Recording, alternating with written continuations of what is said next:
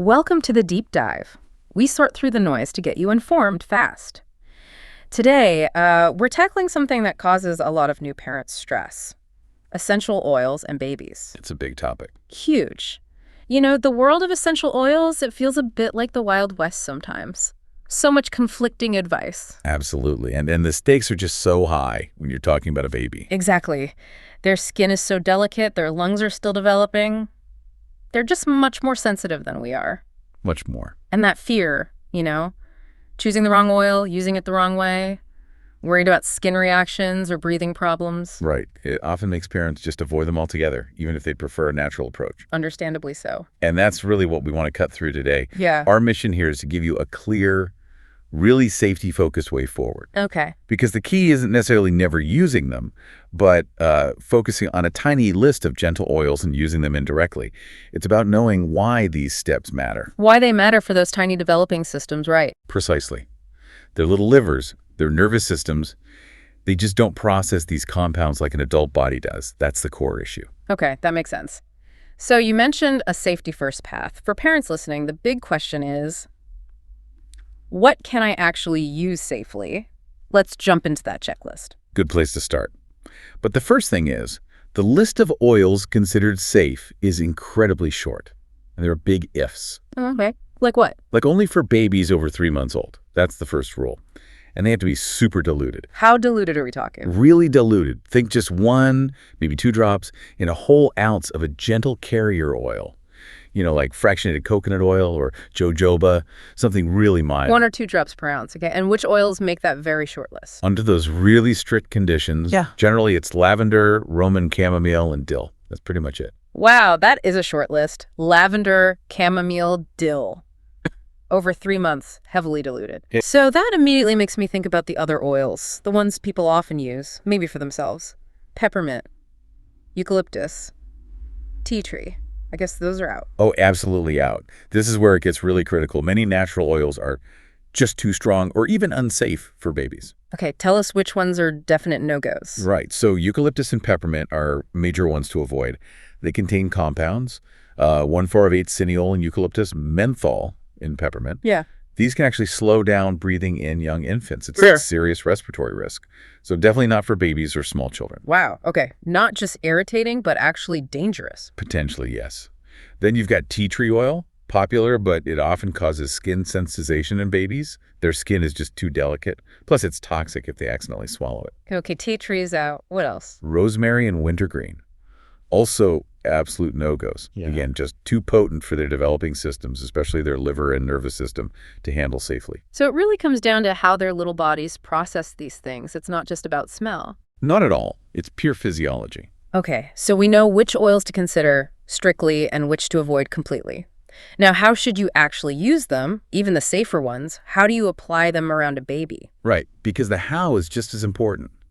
By far the safest way, especially with infants, is diffusion. Using a diffuser? Yes, but carefully. Just a few drops. Remember, less is always more here. Okay. And use it in a big room. Make sure it's well ventilated. Don't just stick it in a small nursery. Good point. And for how long? Keep it short, like 15 minutes, maybe 30 minutes max. It's not something to leave running for hours. Right. And this is the absolute golden rule. Yeah. Never, ever diffuse oils in a closed room where a baby is sleeping. Never. Never in a closed sleeping space. Got it. That seems crucial. It is. Their lungs are just too vulnerable in that kind of enclosed, concentrated environment. Okay, so diffusion is the preferred method, with lots of caution. What about putting anything on their skin, even the diluted lavender or chamomile? This is another really critical point. You never apply any essential oil directly to a baby's skin. Never undiluted. Never neat. Never neat. It must always be in that heavy dilution we talked about, 1 or 2 drops per ounce of carrier oil. Okay. And even then, always do a patch test first. Before you use any new diluted mix, put a tiny bit on their leg or arm, somewhere inconspicuous. And wait. And wait 24 hours. See if there's any redness or irritation. It's a simple step, but it can prevent a bad reaction. Peace of mind. Yeah, that seems like a really sensible precaution. Okay, so strict dilution, patch test first. It sounds like there are a lot of rules to remember, which, for tired new parents. It can feel like a lot, yeah. Are there any tools or resources that can help make this easier, maybe take some guesswork out? That's a fair question. And yes, thankfully, there are some helpful things out there. If you're thinking about making something specific, like, say, a calming room spray or a gentle baby lotion, Yeah. some reputable sources actually offer things like natural baby recipe generators. Interesting. Yeah, they're great because they have the safety rules built right in the dilutions, which oils are okay for babies, the application methods. They can definitely help take some of that mental load off. That sounds really useful. Sort of takes the pressure off remembering every single detail in the moment. Exactly. Guides you towards a safer formulation. So let's bring this all together. We've talked about tiny lists of oils, strict dilutions, careful diffusion, no direct undiluted application. What's the payoff for following all these careful steps? What does this mean for you listening at home?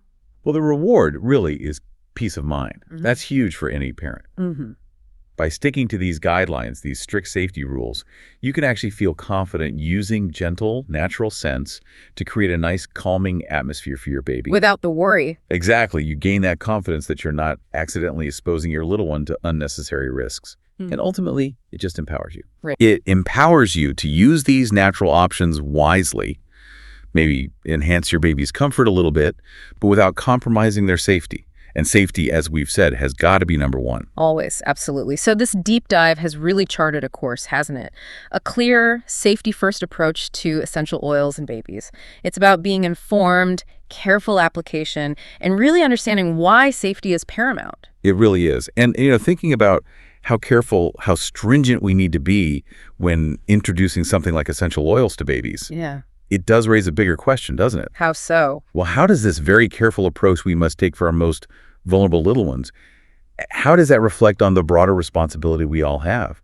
The responsibility to really understand any natural solution, any product, before we bring it into our lives or the lives of the people we care about, makes you think.